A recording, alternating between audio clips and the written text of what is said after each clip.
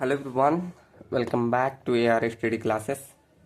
सो जैसा कि previous lecture में हमने कॉन्टिन्यूअस स्लैब का क्वेश्चन किया था, उसके बाद मैंने बोला था कल के लेक्चर में मैं कैंटिलीवर स्लैब का एक क्वेश्चन कराऊंगा। ठीक, तो ये भी एक सिलेबस में दिया गया था, तो इसका भी एक क्वेश्चन कर लेते हैं। चलिए तो स्टार्ट करते हैं।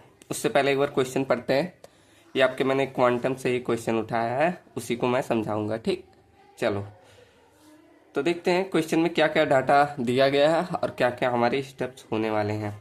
चलो तो देखो, लिखा है क्वेश्चन में डिजाइन अ कैंटिलीवर स्लैब। यहाँ पर हमें मेंशन कर दिया कि हमें कौन सा प्रकार का स्लैब करना है, कैंटिलीवर स्लैब। ठीक, for a overhang of a metre, इतना मीटर, मतलब उसकी जो लेंथ दी है वो दे दी। कैंटिलीवर बेसिकली हमारा ओवरहैंग पोर्शन ही कैंटिलीवर होता है, तो यहाँ पर हमें ओवरहैंग पोर्शन दे दिया 1.20 मीटर। मतलब इसे आप लेंथ लेके चलेंगे, एल की वैल्यू आपको दे दी 1.20 मीटर। आप ऐसे लिख सकते हैं, गिवन डाटा जो है वो आप शुरू में लिखना जरूर। गिवन डाटा में एल की वैल्यू हमें दे दी। ठीक, चलो उसके बाद लिखा है द इम्पोज लोड, मतलब वही live load on the slab consist of 1 kilo newton per metre square of live load. मतलब इतना आपका लाइव लोड लग रहा है। ठीक, तो यहाँ लिख दें लाइव लोड की वैल्यू हमें कितनी दी गई है, 1 kilo newton per metre square. ठीक, इतना हमें लाइव लोड दिया है। और लिखा and weight of finishing is 800 Newton per metre square. मतलब जो फ्लोर फिनिश का दिया गया है वो 800 न्यूटन पर मीटर स्क्वायर दिया। अब न्यूटन को किलो न्यूटन में बदल लो, तो ये आपका फ्लोर फिनिश का लोड दे दिया। इसको न्यूटन को जब किलो न्यूटन में बदलोगे तो क्या कर देंगे, 1000 से डिवाइड कर दो, तो ये आ जाएगा 0.8 kilo newton per metre square. इसलिए किया क्योंकि सब किलो न्यूटन में है, तो इसीलिए किलो न्यूटन ही लेके चलो। ठीक, उसके बाद ग्रेड ऑफ कंक्रीट दिया गया है हमें M20 और ग्रेड ऑफ स्टील दिया है 415 Fe 450। ठीक, स्टील का विथ ऑल नेसेसरी चेक, और जो भी हमें मतलब नेसेसरी होगा वो हमें चेक करना है सब चीज़ें। वही बोल रहा है ऑल नेसेसरी चेक, जितनी चीज़ें हैं हमें ज़रूरत है यहाँ सब चेक करो। मतलब जो जो चीज़ें आती है स्टेप में सभी चेक करने के। Also draw the reinforcement detail, हमें रेनफोर्समेंट डिटेल को भी चेक करना होगा। चलो स्टार्ट करते हैं। तो स्टेप फर्स्ट हमारा अब तक होता था कि हमें 1/2 चेक करना है, लेकिन कैंटिलीवर के केस में आपने देखा होगा मैंने लिखाया था तो 1/2 में सब सिमिलर था, तो इसमें कोई ज़रूरत नहीं है चेक करने की कि आपका 1 वे है कि 2 वे है। ठीक, चलो उसके बाद हम अगले स्टेप पे सीधे बढ़ जा रहे हैं। स्टेप नंबर सीधे इसे डालोगे फर्स्ट। स्टेप नंबर फर्स्ट हम क्या निकालते थे, डेप्थ। ठीक, जिसे हम बोलते थे ट्रायल डेप्थ। ट्रायल डेप्थ, अब ट्रायल डेप्थ कैसे निकालते थे, इसे एज अ 1 वे स्लैब की तरह सॉल्व करो। कैसे, अब हम ट्रायल डेप्थ कैसे निकालते थे, हम लिखते थे L/D इफेक्टिव का रेशियो डज नॉट, ज़्यादा नहीं होना चाहिए किससे, ए वैल्यू से, ए वैल्यू से ज़्यादा नहीं होना चाहिए। ठीक, उसके बाद मैंने लिखवाया था कि अगर क्या L/D मतलब लेंथ ऑफ स्पैन का वैल्यू अगर अप टू 10 मीटर हो, अप टू 10 मीटर, तो वहाँ सबके लिए ए वैल्यू का मान मैंने बता दिया था। जैसे कैंटिलीवर के लिए, कैंटिलीवर स्लैब के लिए मैंने बोला था 7, वैसे सिंपली सपोर्टेड के लिए बोला था कितना, 20। उसके बाद एक और था कॉन्टिन्यूस के लिए मैंने बोला था शायद 27। ठीक, तो यहाँ पर हमें कैंटिलीवर स्लैब ही लेना है, तो वहाँ हमें ए वैल्यू मिल जाएगा, रख दो। और एल का मान हमने पीछे लिखा कि ना 1.2 मीटर, कितना था, 1.2 ही था। हाँ चलो 1.2 था, तो इसको mm में बदल के लिख दो 1200 mm, 1200 he divide by D is done not greater than 7। तो ए वैल्यू का मान यहाँ नीचे ले आओ, तो 1200 divide by 7 equal to D. तो यहाँ से डी का मान आपको मिल जाएगा, कर दो 1200 डिवाइड बाई 7, तो यहाँ से मिलेगा 171.42 mm। मतलब डी का मान यहाँ से आ रहा है 171.42।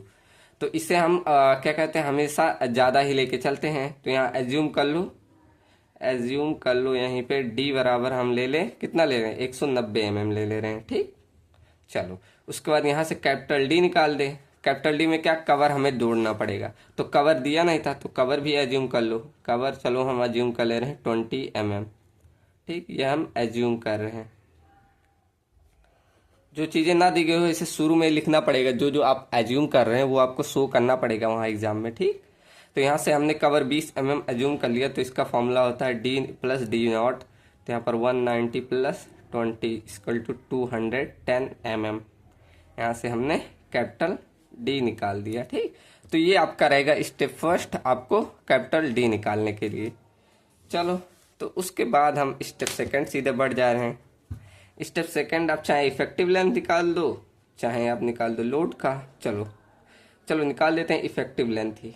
इफेक्टिव लेंथ, अब जो जो चीज़ें पढ़ाया वही सब यूज हो रहा है। अब इफेक्टिव लेंथ कैसे, कैंटिलीवर का मैंने बताया है पहले भी कि ऐसे आपका कैंटिलीवर स्लैब है, तो इसके लिए जब आपको निकालना हो, ये आपका एल नॉट होता है, ये डेप्थ ऑफ स्पैन जो डी यहाँ निकाला है वही। ठीक, तो यहाँ पर इसके लिए यहाँ डी ऐड कर देते हैं। तो कैंटिलीवर के लिए इफेक्टिव लेंथ एल इफेक्टिव बराबर क्या हो जाता है, एल नॉट प्लस इसका आधा, मतलब डी बाई 2। ये फॉर्मूला मैंने पहले भी लिखवाया है, तो यहाँ से रख दो बस। एल नॉट की वैल्यू मालूम है 1.2 मीटर, प्लस में डी का मान हमने अभी निकाला, डी हमने 190 mm, तो यहाँ 190 mm बाई 2 कर दो। यहाँ से देखो कितना आएगा, 190 का हाफ, ये आ गया 95। इसको 1.20 में ऐड कर दो, 1.20 में 19, अरे सॉरी, इसको 0 पॉइंट लिखेंगे, ये mm में आया है ना और ये मीटर में है, इसीलिए मैं कर रहा हूँ। 0.109 का हाफ इतना कर दो, प्लस में 1.20 करो, अब जो वैल्यू आई उसको लिखो। ये आया 1.295 मीटर, मीटर में इसे नहीं कन्वर्ट किया था, तो 1.29 मीटर, ये आपका आ गया एल इफेक्टिव का मान। ठीक, यहाँ से हमने एल इफेक्टिव भी इजीली निकाल लिया। सिंपल वही सारे स्टेप हैं, बस इसमें क्या डेवलपमेंट लेंथ निकालना होता है। चलो, अब इसके बाद स्टेप नंबर 3 हमारा होता है लोड कैलकुलेशन। स्टेप नंबर 3 कर दें, लोड कैलकुलेशन। ठीक, तो लोड कैसे निकालते थे, लोड हम निकालते थे live load plus dead load plus factor floor finish load, तीनों को ऐड कर देते थे, हमारा टोटल लोड आ जाता है। उसके बाद हम फैक्टर ऑफ सेफ्टी अप्लाई कर देंगे, वहां से हमारा फैक्टर लोड आ जाएगा। तो हमारा लाइव लोड 1 दिया था और डेड लोड तो निकाल लो कितना, बी इंटू डी, हमने निकाला डी कितना 0.210 इंटू यूनिट वेट 25, और फ्लोर फिनिश हमने 0.80 निकाला, kilo newton per metre square, kilo newton per metre square. ये मल्टीप्लाई करके देखो कितना आ रहा है, तो 1 इंटू 0.210 इंटू 25, ये आ रहा 5.25 kilo newton metre square. Total add कर दो, प्लस 0.80 प्लस में 1, यहाँ से आ गया 7.05 kilo newton per metre square. ठीक, ऐसा ना हो क्वांटम में आप मैच कराने लगे। देखो क्वांटम में आप मैच कराओगे ना तो हमारा अलग ही आएगा। देखो मैंने यहाँ डी का मान ज़्यादा ही लेके चला है, ठीक उसमें अलग ही आएगा कुछ, देख लेना। तो यहाँ से इसका टोटल लोड का मान इतना आ गया, आप फैक्टर्ड कर दीजिए। इसको फैक्टर्ड कैसे करते हैं, इंटू 1.5 से मल्टीप्लाई कर दो, फैक्टर ऑफ सेफ्टी से इतना कर दें तो ये आ जाएगा कितना, 1.5 से मल्टीप्लाई कर दें तो ये आ जा रहा है 10.575। ठीक, ये आएगा 10.575 किलो न्यूटन मीटर स्क्वायर। ठीक, यहाँ से मेरा आ गया ये लोड। ठीक, चलो अगला स्टेप बढ़ते हैं, स्टेप नंबर 4।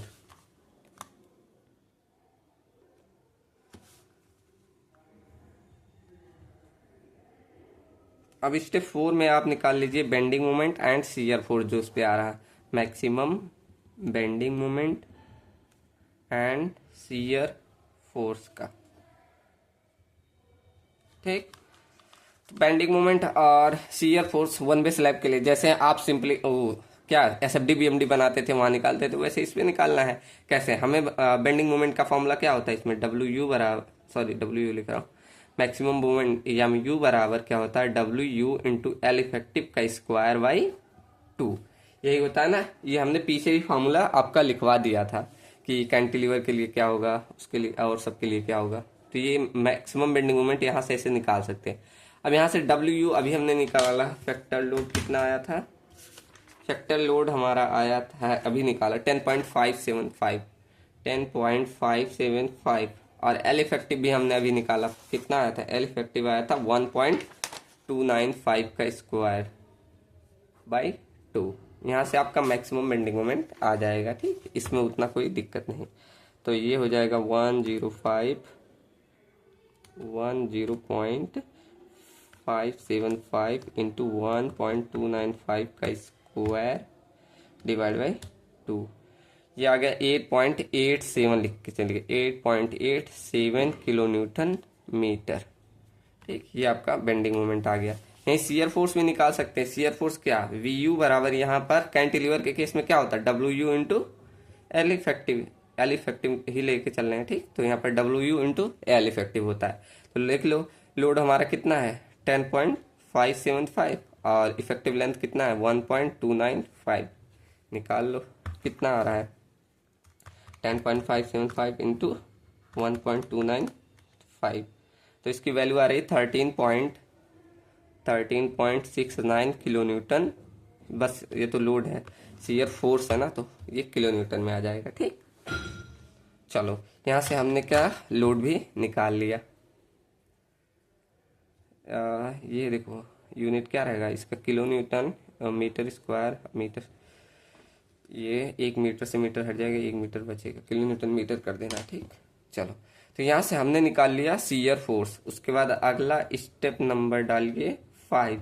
अब स्टेप 5 में हमने जो डेप्थ निकाला था उसे हम चेक कर लेते हैं। Check for trial depth, check for trial depth.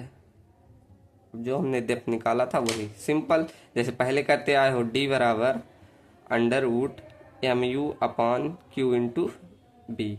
अब क्यू हम कैसे निकालते थे? ग्रेड हमारा कौन सा? एफ ई 415 दिया है, तो इसके लिए क्यू का मान कितना? 0.134 एफ सी के होता है, यही होता है, 0.138 होता है, सॉरी 0.138 एफ सी के होता है। निकाल लो, तो 0.138 इंटू एफ सी के का मान यहाँ का 20 रख देंगे, ठीक, क्योंकि ग्रेड हमारा M20 ग्रेड भी दिया है, ठीक।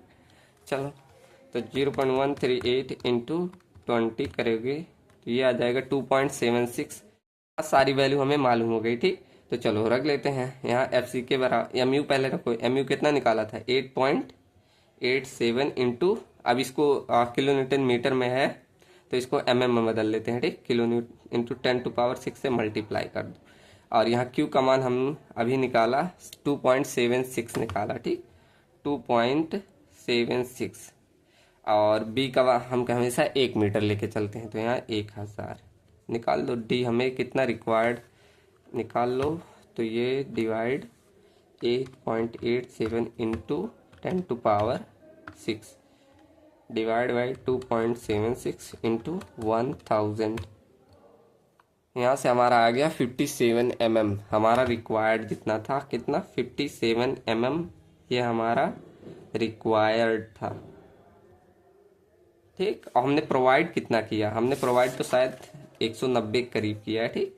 कितना? 171 190 किया है, ठीक। तो हमने प्रोवाइड किया है, डी प्रोवाइडेड की वैल्यू यहाँ पर ज़्यादा है, डी रिक्वायर्ड से ज़्यादा है, ठीक। मतलब हमारा डिज़ाइन ओके है, ठीक, कोई प्रॉब्लम नहीं, ठीक। यहाँ से हम ट्रायल डेप्थ को हमने चेक कर लिया।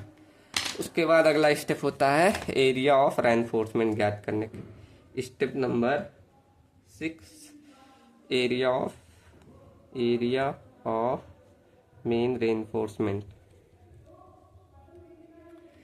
चलो तो निकाल लेते हैं एरिया ऑफ मेन रेनफोर्समेंट। कैसे निकालते हैं? AST इक्वल टू, मैंने फॉर्मूला बताया था, 0.5 FCK अपॉन FY ब्रैकेट बंद 1 माइनस अंडर रूट में 1 minus 4.6 MU upon FCK BD square into B into D. अब तो ये सबकी जुबान पे फॉर्मूला होगा, इतनी बार लिख दिया मैंने, ठीक।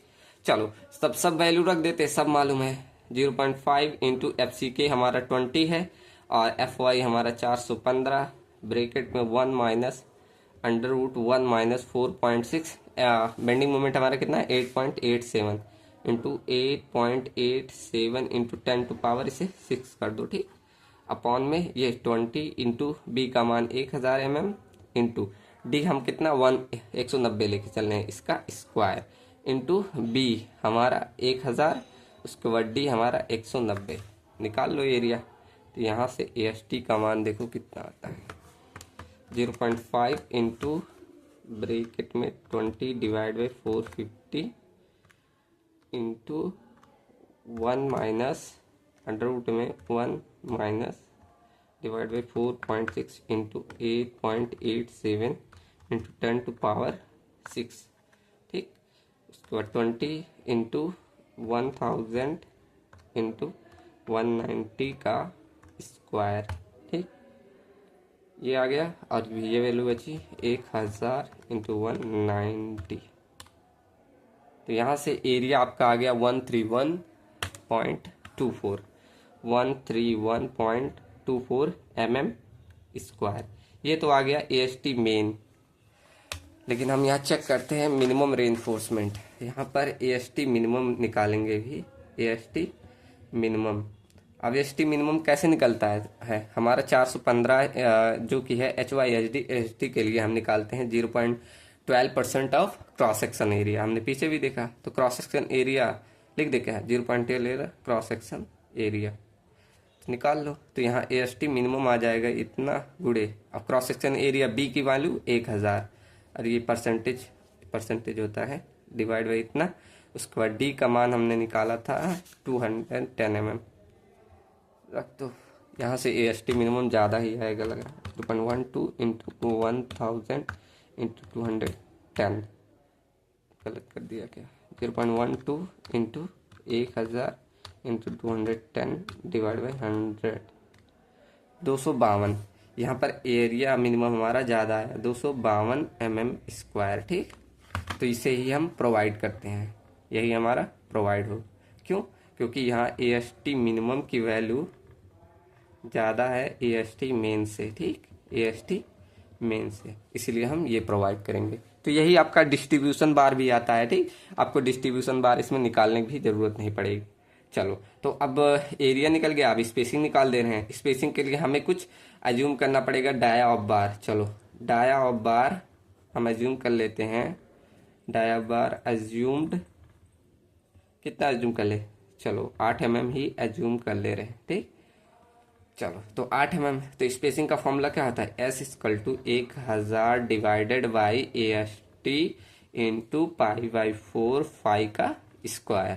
ठीक, तो कर दो यहाँ से 1000 AST का मान कितना 252 लेके चलेंगे इंटू π/4 डाया हमने 8 का लिया है। ठीक, चलो यहाँ से हमारा निकल जाएगा 1000 डिवाइडेड बाई 252 ये आया इंटू π/4 इंटू 8 का square.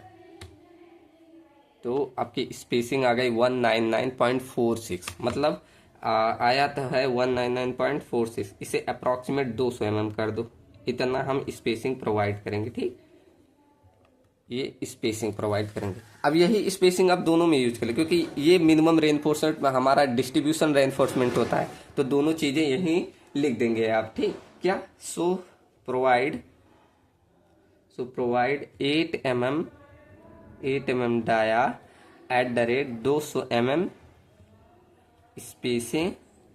Spacing of main reinforcement. ठीक, ये आप इतने और सेम यही हमारा अभी एरिया आप निकालेंगे मिनिमम, यही तो होता है मिनिमम हमारा डिस्ट्रीब्यूशन रेनफोर्समेंट होता है। तो इसी का आप क्या करेंगे end distribution bar are also इतने ही डाया का। आप चाहे तो डाया कम करके प्रोवाइड कर सकते हैं, नहीं तो वही प्रोवाइड कीजिए। ठीक, 8 mm डाया @ 200 mm स्पेसिंग पर प्रोवाइड कर रहे हैं। ठीक, तो वही और इतने ही स्पेसिंग पे आप मेन डिस्ट्रीब्यूशन रेनफोर्समेंट भी प्रोवाइड कर सकते हैं। ठीक, क्योंकि यही एरिया आता है, दोबारा निकालने की कोई ज़रूरत नहीं है, आपका एग्जामिनर भी समझ जाएगा। तो यहाँ कितने स्टेप हो गए, स्टेप 6। अब स्टेप 7 डाल लीजिए। स्टेप 7 हम चेक करते हैं मैक्सिमम स्पेसिंग के लिए, चेक फॉर मैक्सिमम स्पेसिंग। अभी तक जो भी स्टेप चला किसी में किसी को डाउट नहीं होगा, सब पीछे वाला ही है।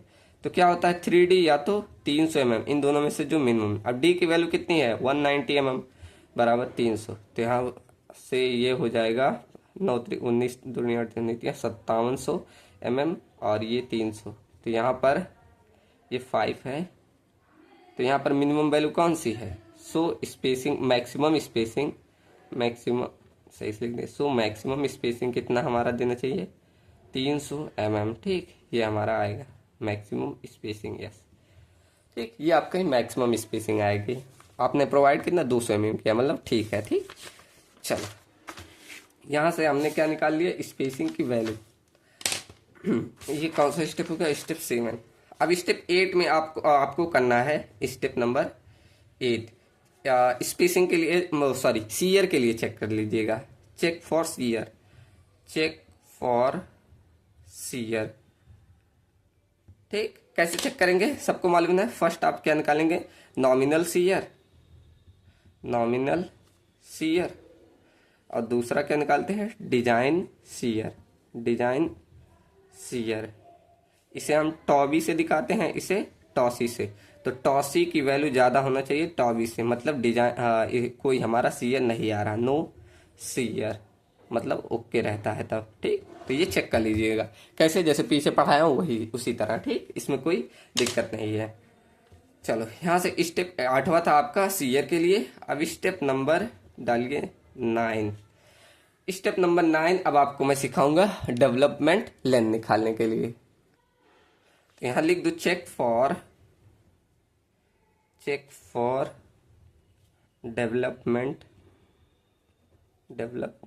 लेंथ।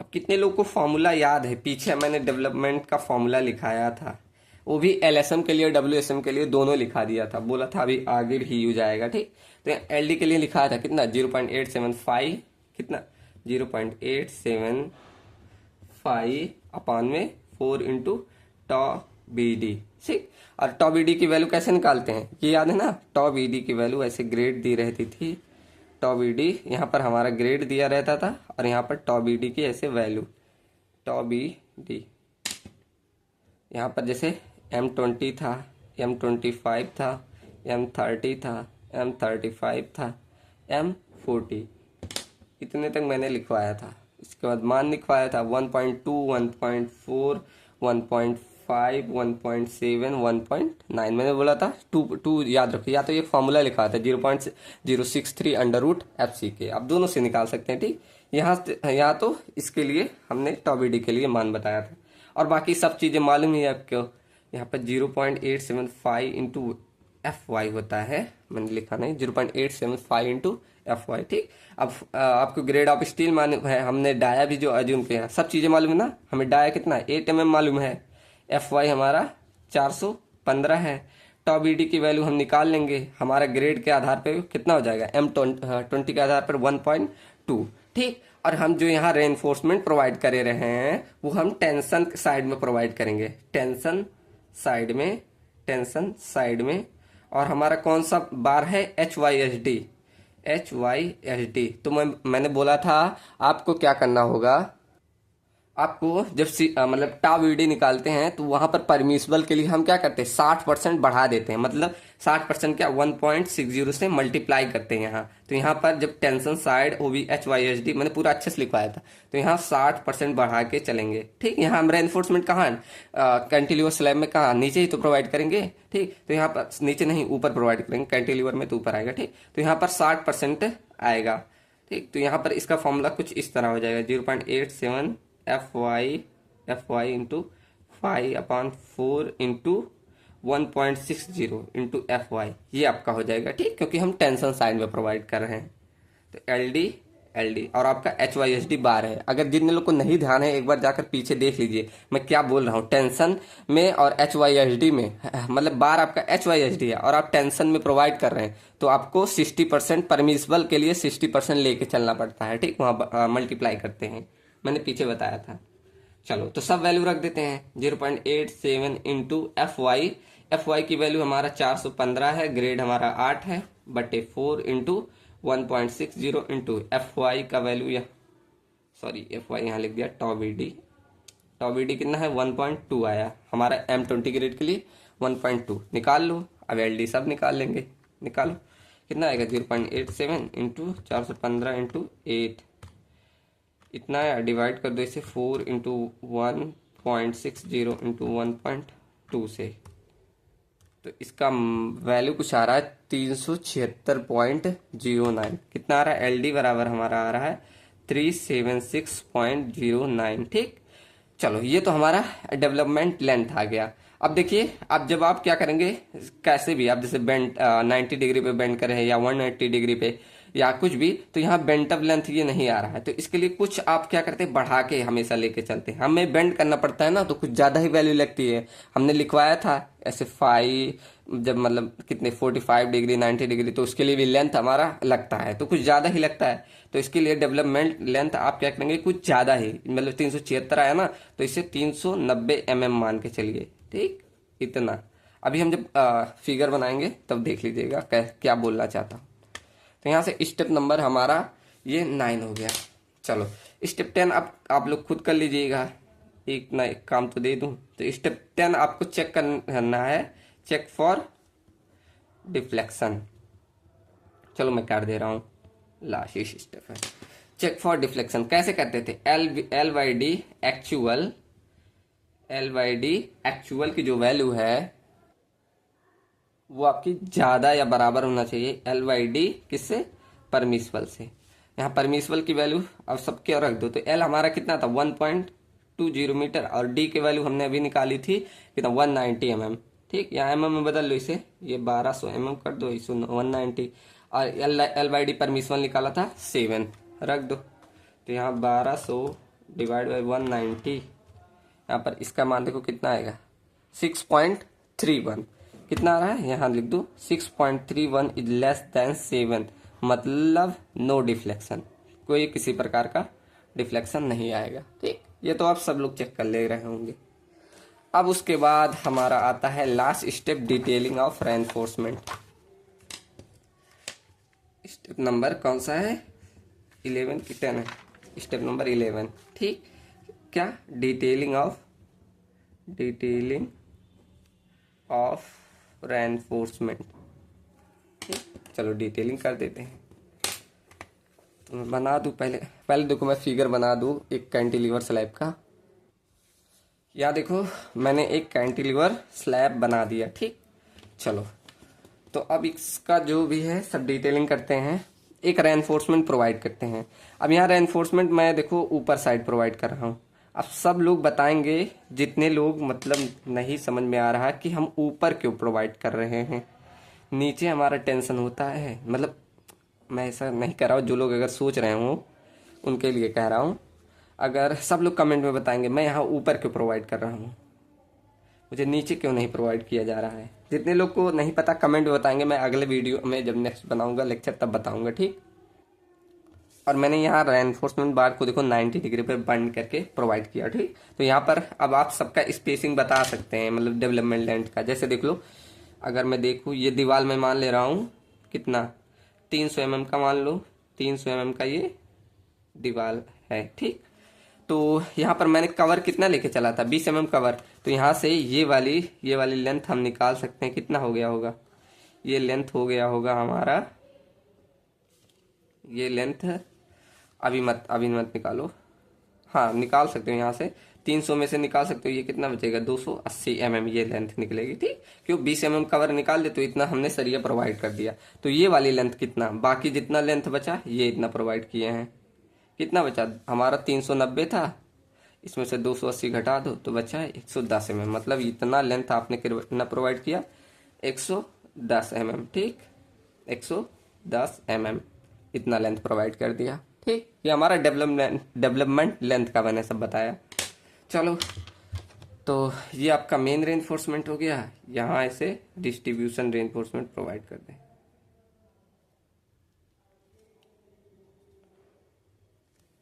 चलो सबकी नेमिंग कर देते हैं।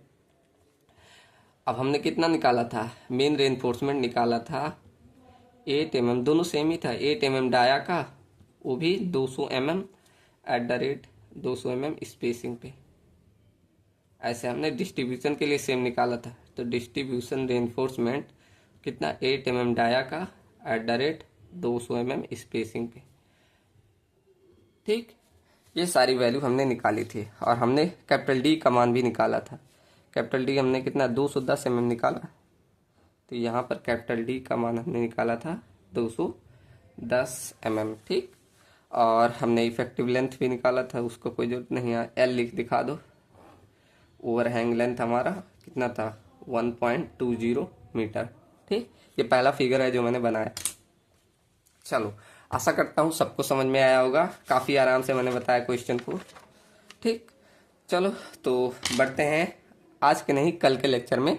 नेक्स्ट वीडियो में हम पढ़ेंगे सर्विसबिलिटी, ठीक, जिसका डिफ्लेक्शन, क्रैकिंग और कुछ भी है, तो वो सब देखेंगे कल के लेक्चर में। ठीक, और सबको ये टारगेट दिया हूँ कि ये सब बताएंगे कि मैंने यहाँ ये ऊपर क्यों प्रोवाइड किया, इस स्लैब के ऊपर यहाँ रेनफोर्समेंट क्यों प्रोवाइड किया। ठीक, सब लोग कमेंट करके बताएंगे, देखता हूँ कितने लोग का जवाब आता है। चलो, थैंक यू सो मच।